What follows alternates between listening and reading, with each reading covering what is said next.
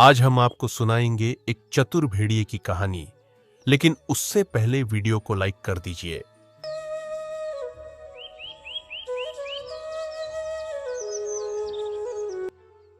बहुत समय पहले की बात है। मायावन नाम का एक जंगल था।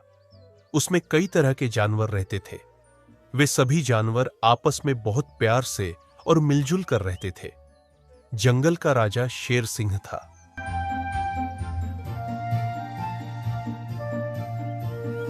वह जानवर कभी भी आपस में कोई लड़ाई झगड़ा नहीं करते थे और न वे कभी भी आपस में एक दूसरे का शिकार करते।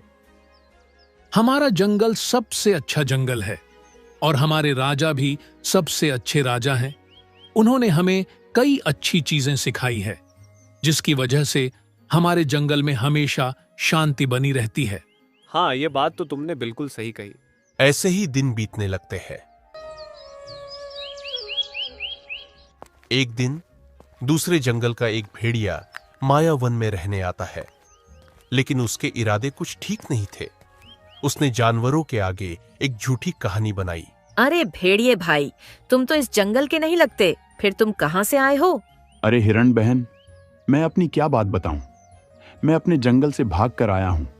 वहां पर सब एक दूसरे का ही शिकार कर रहे हैं और मेरी जान खतरे में है।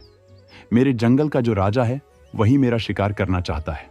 अब तुम ही बताओ कि मैं वहां जाकर कैसे रहूं। मुझसे तो वहां नहीं रहा जाएगा, इसलिए मैं यहां आया। मैंने सुना था कि यहां पर सभी एक दूसरे के साथ प्यार से रहते हैं और कोई किसी का शिकार नहीं करता। हाँ, तुमने बिल्कुल सही सुना था। अब से तुम भी हमारे जंगल का ही एक हिस्सा हो और तुम अब से यहीं रहना। सभी जानवर भेड़िए को उसका घर दिखा देते हैं।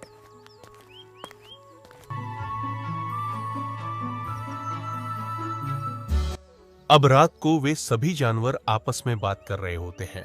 हमारे जंगल के आसपास और भी कितने जंगल हैं, लेकिन जैसी शांति और खुशी हमारे जंगल में है, वैसी तो किसी जंगल में नहीं है। और किसी जंगल में ऐसी शांति होगी भी कैसे?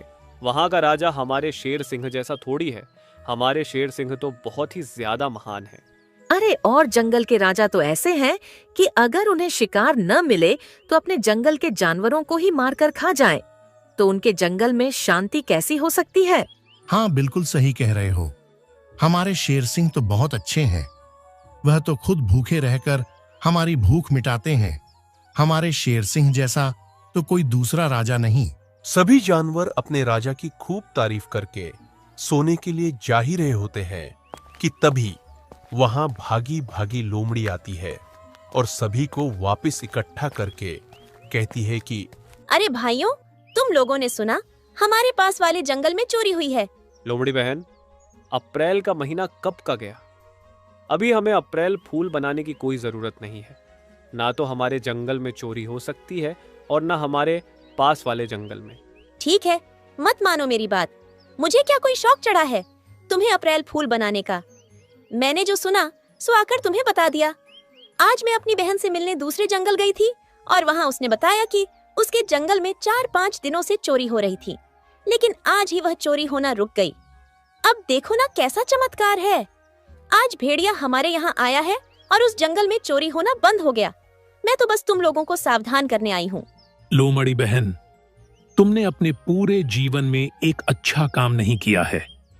अब तो कम से कम कर लो इस भेड़िए की मदद करके। अगर यह हमारे जंगल में रह लेगा तो तुम्हारा क्या बिगड़ जाएगा? हमेशा झूठ बोलना और दूसरों को परेशान करना तुम्हारी यही आदत रही है। हमें तुम्हारी किसी बात पर कोई विश्वास नहीं है। तुम यहाँ से जा सकती हो। और ऐसा कहकर सभी जानवर अपने घर में वापस सोने चले जाते हैं। लेकिन जब से लोमड़ी ने यह खबर सुनी थी, उसकी तो रातों की नींद ही उड़ जाती है और वह उनके साथ सोने नहीं जाती। वह पूरी रात उल्लू से बात करती रहती है। बाकी सभी जानवर अपने घर में घोड़े बेचकर सो जाते हैं।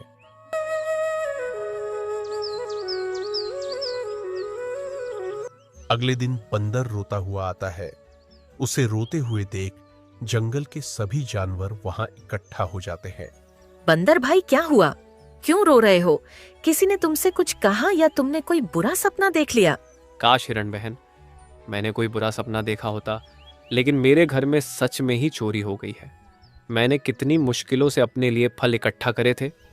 सोचा था 4 दिन तक मुझे कोई खाने की तलाश नहीं करनी पड़ेगी, लेकिन कल रात मेरे सारे फल कोई चुरा कर ले गया। मैं क्या करूं? मेरे घर में चोरी हो गई है। क्या? चोरी? वह भी हमारे जंगल में? ऐसा कैसे हो सकता है? किसने की है चोरी? पता नहीं हाथी भाई, लेकिन जो भी चोर था बहुत ही ज्यादा चतुर था। मैं एक केला खाते खाते सो गया और वह मेरे हाथ में ही रह गया। वह चोर उस केले को भी चुरा कर ले गया और मेरी नींद तक नहीं खुली। देखा, मैंने कहा था ना कि पास वाले जंगल में चोरी हुई है। सब सावधान रहना। लेकिन मेरी बात तो किसी को सुननी ही नहीं है।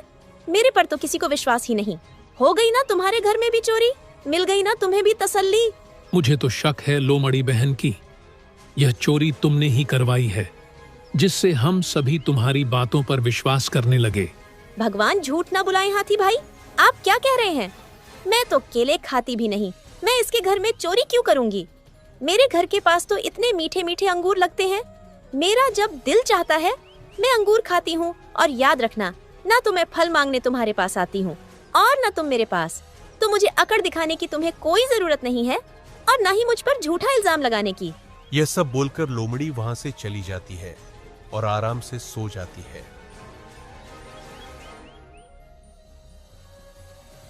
लेकिन किसी भी जानवर को लोमड़ी पर विश्वास नहीं होता। वे सभी सोचते हैं कि लोमड़ी ने ही चोरी की है और वह यह सब झूठ बोल रही है।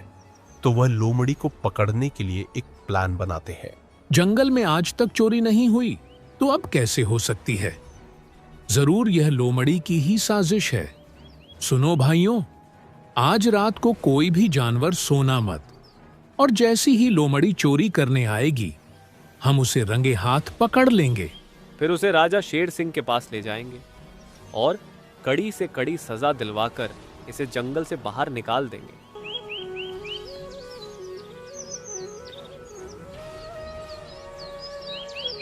अब सभी जानवर ऐसे ही करते हैं। रात को कोई भी नहीं सोता। सब अपने घरों से निकलकर लोमड़ी पर नजर रखने लगते हैं। लेकिन ये मूर्ख और किसी पर नजर रखते ही नहीं, बस लोमड़ी के ही आगे पीछे घूमते रहते हैं। इनके घर पर भी कोई नहीं होता।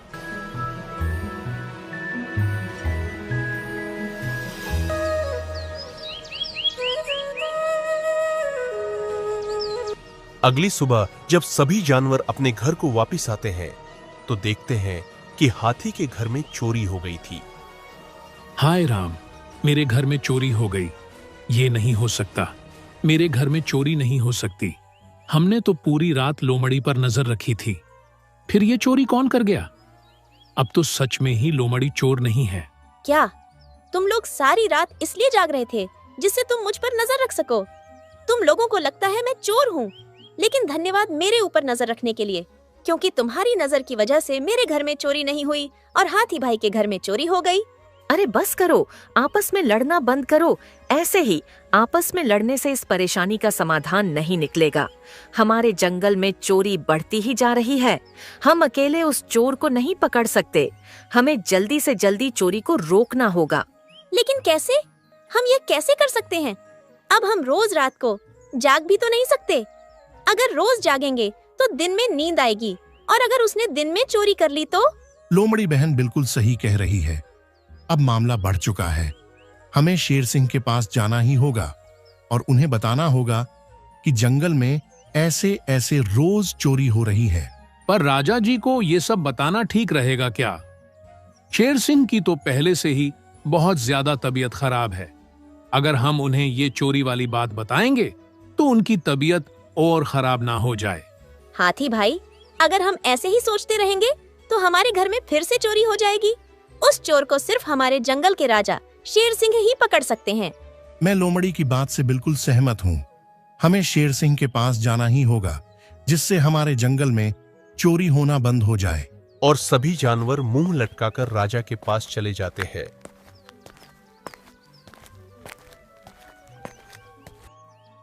और उन्हें सारी बातें बताते हैं। सब सुनने के बाद शेर सिंह कहते हैं कि इतना सब कुछ हो गया, लेकिन तुम लोगों ने मुझे खबर तक नहीं दी। हमारे जंगल में इतनी चोरियां हो गई। तुमने मुझे यह सब बताने में इतनी देर क्यों की?